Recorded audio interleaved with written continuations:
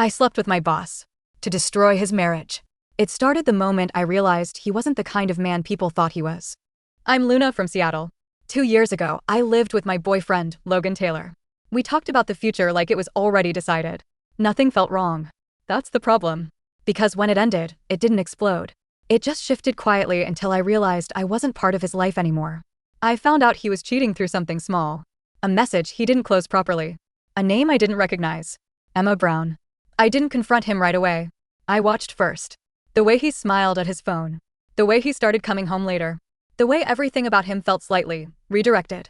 When I finally asked, he didn't deny it. He just said, it wasn't planned. Like that made it better. Emma worked with him. Same company. Same building. From what I later learned, people around them knew. Not officially, but enough to joke about it. Enough to normalize it. That part stayed with me more than the cheating. Not just that he did it, but that no one around him thought it was a big deal. Like this was just something that happens. We ended things quickly. No screaming, no scene. Just a vision. He stayed calm the entire time, like he had already moved on weeks before I caught up. I moved out within 3 days. New apartment. Smaller. Quieter. No shared anything. That should have been the end of it. And for a while, it was. I rebuilt my routine. Work, sleep, repeat. Nothing dramatic.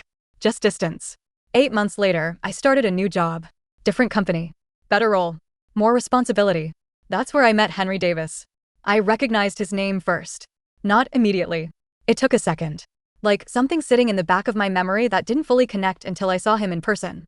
He didn't recognize me. Why would he? To him, I was just someone his employee used to date. To me, he was the man who stood behind the environment that made everything I went through feel normal. Henry was a project manager. Confident, calm, the kind of person people naturally listen to. He had that easy way of talking where nothing feels forced. He was also married. Everyone knew that. Pictures on his desk. Casual mentions of his wife, Evelyn. Weekend plans. A complete, stable life. That's what it looked like. But there were small things. Comments from coworkers that didn't fully mean anything on their own. The way certain conversations stopped when he walked in. The way he stayed late with specific people more than others. Nothing you could point at directly. Just patterns. The first time he spoke to me directly, it was about work. Clear, focused, professional. The second time, it lasted longer. The third time, it wasn't just about work anymore. You're sharper than most people here, he told me once, leaning slightly against my desk like it was casual. I said, that's a low bar. He smiled. Still counts. It wasn't obvious.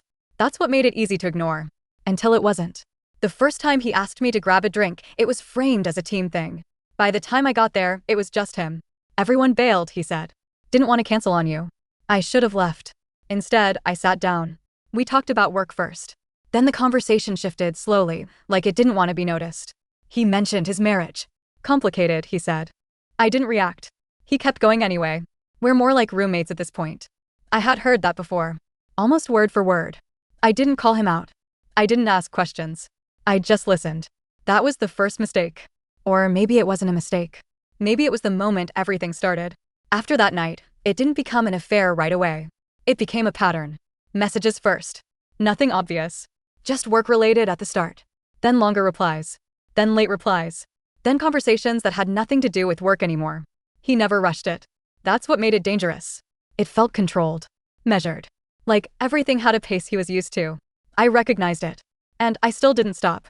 The next time we met outside work, it wasn't framed as a group thing. Drink after work? He asked casually. I said yes too quickly. This time, there was no excuse. No missing coworkers. No pretending. Just us. We sat across from each other, same kind of place, same low lighting, same quiet noise in the background. He didn't talk about his wife right away. He waited. Then, like before. It's not what it looks like from the outside. I gave him nothing. He filled the silence. We haven't been good for a long time. I took a sip of my drink and said, then leave. He smiled like I said something unrealistic. It's not that simple. Of course it wasn't. It never is for people like him.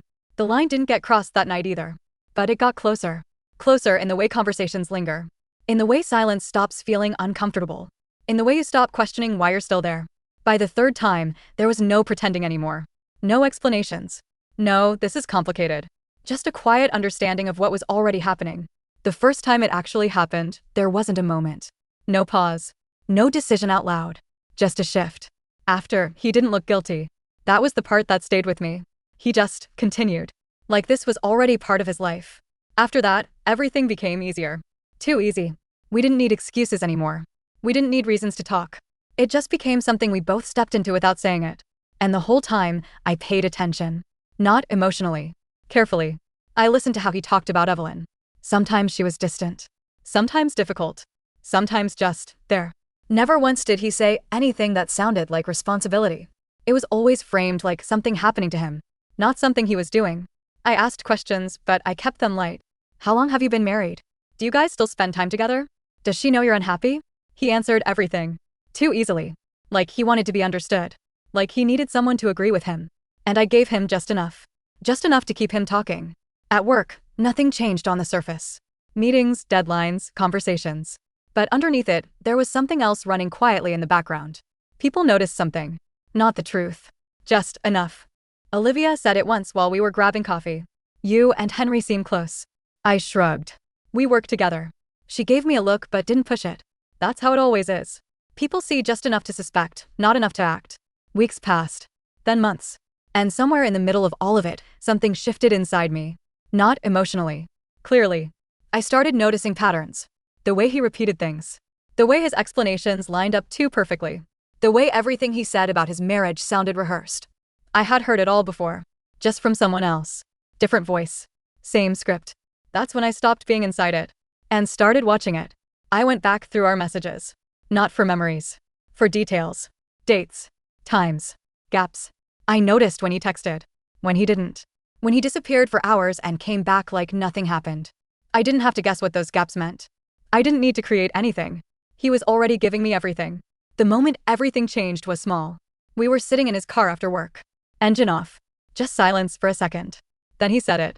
I think I'm going to leave her. I didn't react. He looked at me like he expected something. I can't keep doing this, he added. Not this, with me. This, as in his marriage. That was the moment. Not the first time we crossed a line. Not the months before. That? Because suddenly, it wasn't just something he was doing. It was something he thought he could walk away from clean. Start over. Reset. I looked at him and realized something simple. He had no idea what he was actually doing. Not really. Not in the way it affects people. Not in the way it stays. I didn't say yes. I didn't say no. I just nodded slightly. Like I understood. That night, I went home and didn't sleep. Not because I was emotional. Because everything finally made sense. I wasn't confused anymore. I wasn't reacting. I was deciding. I opened my laptop and went through everything. Messages. Screenshots. Call logs. Every conversation where he said one thing to me and something different to everyone else. I organized it. Clean. Simple. Clear. I didn't rush. I didn't act on impulse. I waited 2 more weeks. Let him keep talking. Let him repeat himself. Let him believe everything was under control. Then I found her. Evelyn Davis. It wasn't hard. She had a small online presence. Enough to confirm it was her. Enough to know where to send it. I didn't write anything emotional. No accusations. No long explanation. Just the truth. Hi, Evelyn. You don't know me, but I think you deserve to see this. I attached everything that mattered. Not everything. Just enough. Enough that it couldn't be denied. Then I sent it. And closed my laptop. I didn't text him. I didn't warn him. I didn't prepare for anything. I just waited. It didn't take long. He didn't show up to work 2 days later. No announcement. No explanation. Just gone. By the end of the week, everyone knew something had happened. Not the details. But enough. Meetings canceled. HR involved. Quiet conversations behind closed doors. Daniel from operations started showing up more often. That's how you know something's real. I never got called in. No one asked me anything. Which told me everything I needed to know. A week after that, Olivia came up to me again. Did you hear about Henry? I looked up. No. She lowered her voice. His wife found out. Apparently it's bad. I nodded once. Yeah, I said. That makes sense. He tried to call me once. I watched it ring. Didn't answer. He didn't try again. That was it. No confrontation. No closure. No final conversation. I left the company a month later. Not because I had to. Because staying didn't make sense anymore. Now I live in a different part of the city. Different routine. Different job. Everything looks normal again. But sometimes I think about it.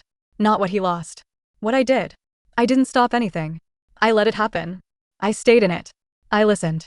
I watched. I waited. And when it was time, I ended it in a way that didn't leave him a way out. Part of me thinks he deserved it. That someone like him shouldn't get to move from one life to another without consequences. But another part of me knows something else. I didn't just expose him. I became part of the same story I said I hated. And I still don't know which part matters more. So yeah, I slept with my boss. And I made sure his marriage didn't survive it. If you were in my position, would you have walked away?